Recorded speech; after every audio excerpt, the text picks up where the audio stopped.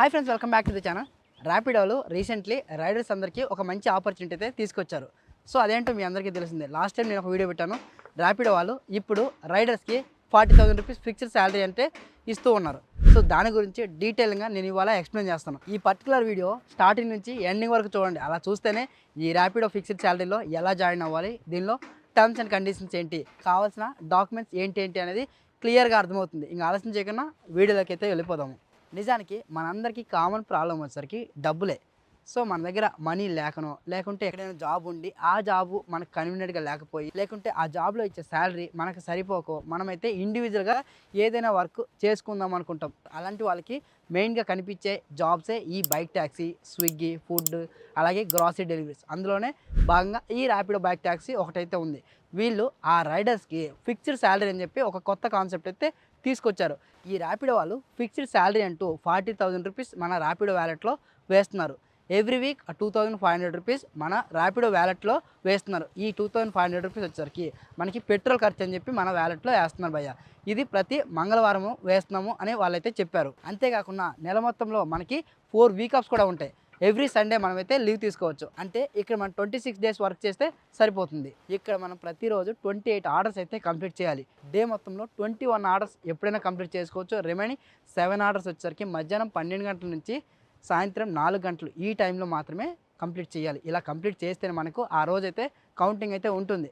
మీలో ఎవరైనా సరే ర్యాపిడోలో 40,000 రూపీస్ ఫిక్స్డ్ శాలరీ కింద వర్క్ చేయాలనుకుంటే ఎలా రిజిస్ట్రేషన్ అవ్వాలి, కంప్లీట్ ప్రాసెస్ అనేది ఈ వీడియోలో చెప్తాను.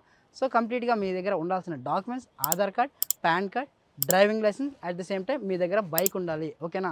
బైక్ మీదే భయ్యా, మళ్ళీ చెప్తున్నా, వాళ్ళు బైక్ మీకు ప్రొవైడ్ చేయరు.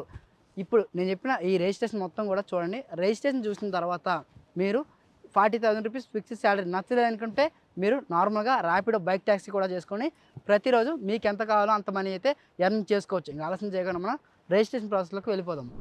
సో మీరు అందరూ కూడా first of all Rapido captain అనే ఒక యాప్ ఉంటుంది. ఆ యాప్ని డౌన్లోడ్ చేసుకోవాలి. ఈ యాప్ అనేది మనకి ఓన్లీ ఆండ్రాయిడ్లో మాత్రమే ఉంటుంది, యాప్ స్టోర్లో ఉండదు. చాలామంది అడుగుతున్నారు, అన్న యాపిల్లో మేము డౌన్లోడ్ చేయొచ్చా? లేదు భయ్య, మీకైతే ఇలాంటి ఆప్షన్స్ అయితే లేవు. ఓన్లీ ఆండ్రాయిడ్లో మాత్రమే ర్యాపిడో కెప్టెన్ యాప్ ఉంది. ఓకేనా? ఫస్ట్ ఆఫ్ ఆల్ మీరు ఈ యాప్ని డౌన్లోడ్ చేసుకోండి. ఈ యాప్ లింక్ అనేది డిస్క్రిప్షన్లో ఇచ్చాను.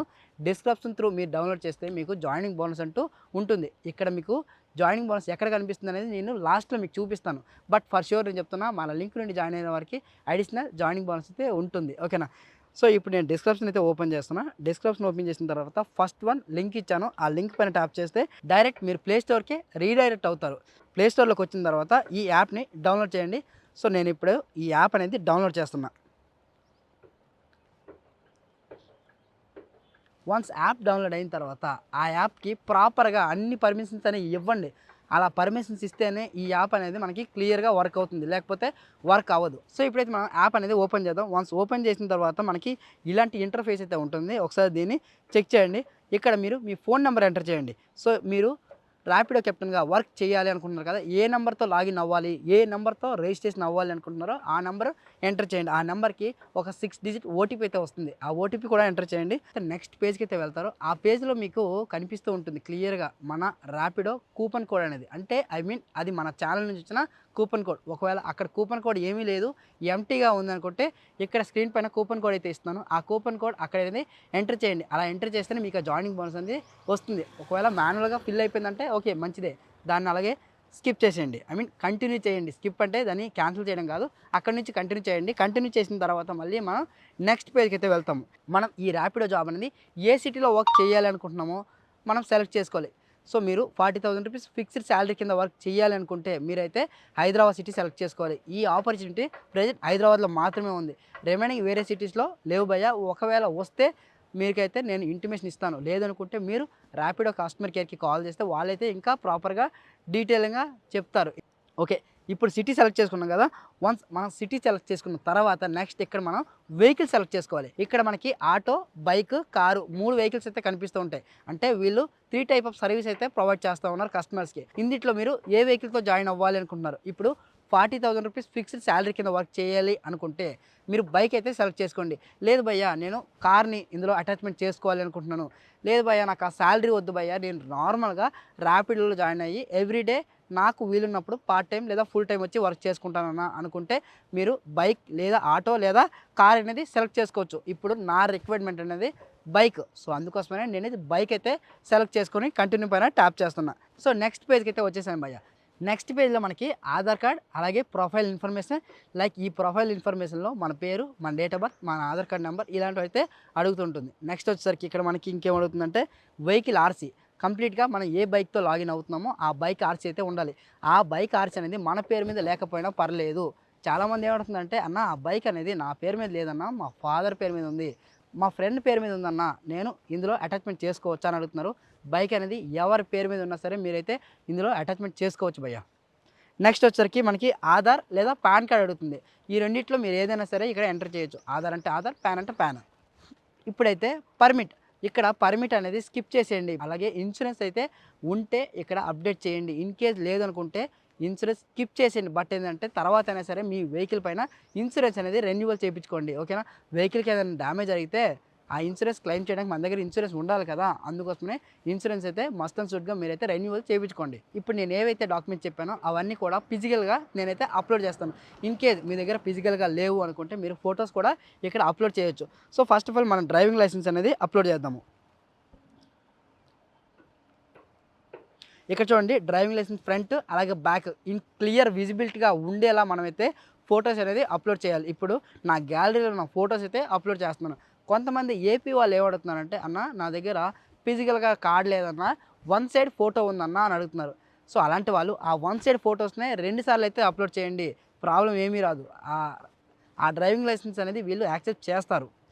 నెక్స్ట్ డ్రైవింగ్ లైసెన్స్ పైన డేట్ ఆఫ్ బర్త్ ఏముంది, అలాగే డ్రైవింగ్ లైసెన్స్ పైన నంబర్ ఏముంది, అవి ఇక్కడ మాన్యువల్గా మీరు ఎంటర్ చేయాలి.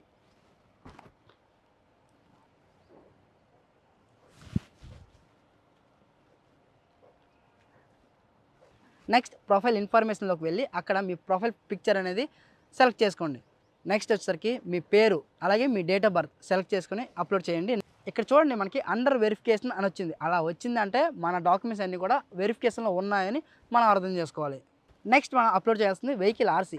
సో వెహికల్ ఆర్సీ కూడా క్లియర్ విజిబిలిటీగా ఉండేలా అప్లోడ్ చేయండి. కొంతమంది ఎలా అంటే అసలు ఆర్సీలో నంబర్లే కనపడవు, అలాంటి ఆర్సీలు అప్లోడ్ చేస్తూ ఉంటారు. అలాంటి ఆర్సీ అప్లోడ్ చేస్తే మీ ఐడి అనేది వెరిఫికేషన్ అవ్వదు, అండర్ ప్రాసెస్లోనే ఉండిపోతుంది. అందుకే క్లియర్గా ఒకసారి చెక్ చేసుకోండి. క్లియర్గా చెక్ చేసుకున్న తర్వాతనే అప్లోడ్ చేయండి.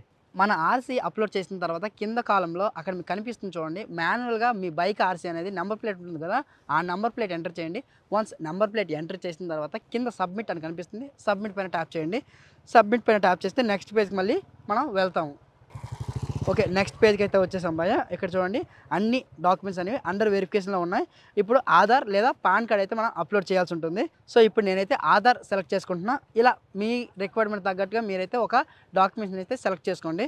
ఆధార్ కార్డ్ సెలెక్ట్ చేసిన తర్వాత ఆధార్ ఫ్రంట్ అలాగే బ్యాక్ సబ్మిట్ చేసి at the same time last బాక్స్లో ఆధార్ కార్డ్ ఫుల్ నెంబర్ అయితే ఎంటర్ చేయాలి. నెక్స్ట్ ఇక్కడ మనకి బ్యాంక్ డీటెయిల్స్ అడుగుతూ ఉంటుంది. Last one payment method. ఇక్కడ మీ బ్యాంక్ డీటెయిల్స్ మీ పేరు మీద ఉంటే మీరైతే బ్యాంక్ డీటెయిల్స్ ఫిల్ చేయండి. కొంతమంది ఎలా అంటే అన్న నా దగ్గర బ్యాంక్ అకౌంట్ లేదన్న, ఇప్పటి వరకు ఓపెన్ చేయలేదన్న అనుకుంటారు కదా, అలాంటి వాళ్ళు మీ పేరెంట్స్ ఎవరిదైనా యూపీఐ ఐడి ఉంటుంది కదా ఫోన్పేలో, సో ఫోన్పేలో యూపీఐ ఐడి ఉంటుంది. ఇక్కడ స్క్రీన్ పైన వేస్తున్నాం చూడండి, ఇలా ఆ యూపీఐ ఐడి అనేది సెలెక్ట్ చేసుకోండి.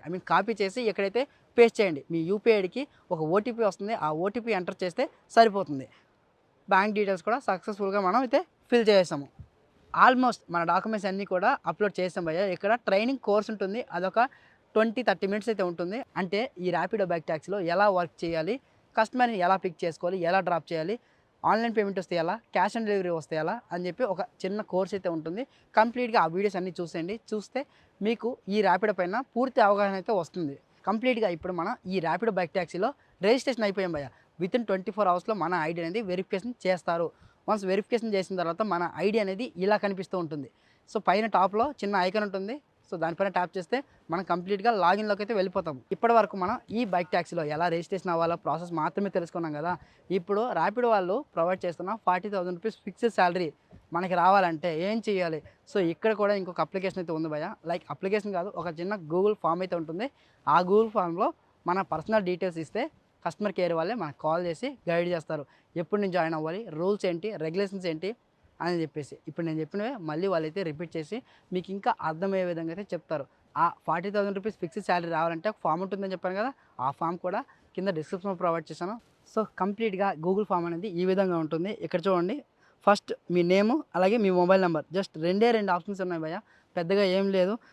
సమ్ టైమ్స్ ఈ రెండు ప్లేస్లో ఫోన్ నెంబరు, పేరు, అలాగే డ్రైవింగ్ లైసెన్స్, అలాగే బైక్ ఆర్సీ కూడా అడుగుతూ ఉంటారు. అలాంటప్పుడు వాళ్ళు అడిగిన డాక్యుమెంట్స్ అన్నీ కూడా క్లియర్గా పెట్టాలి. అప్పుడే వాళ్ళు రిటర్న్ బ్యాక్ మనకి కాల్ చేసి వాళ్ళైతే ఇన్ఫర్మేషన్ అయితే ఇస్తారు. జస్ట్ ఇంతే. ఒకవేళ ఈ 40,000 రూపీస్ ఫిక్స్డ్ శాలరీ మాకు వద్దన్నా అనుకుంటే మీరు కంప్లీట్గా ర్యాపిడోలో మీకు ఇష్టం వచ్చినప్పుడు వర్క్ చేసుకోవచ్చు. మీకు ఎంత కావాలంటే అంతసేపు ఈ బైక్ ట్యాక్సీలో వర్క్ చేసుకుని ఎర్నింగ్ అయితే చేసుకోవచ్చు.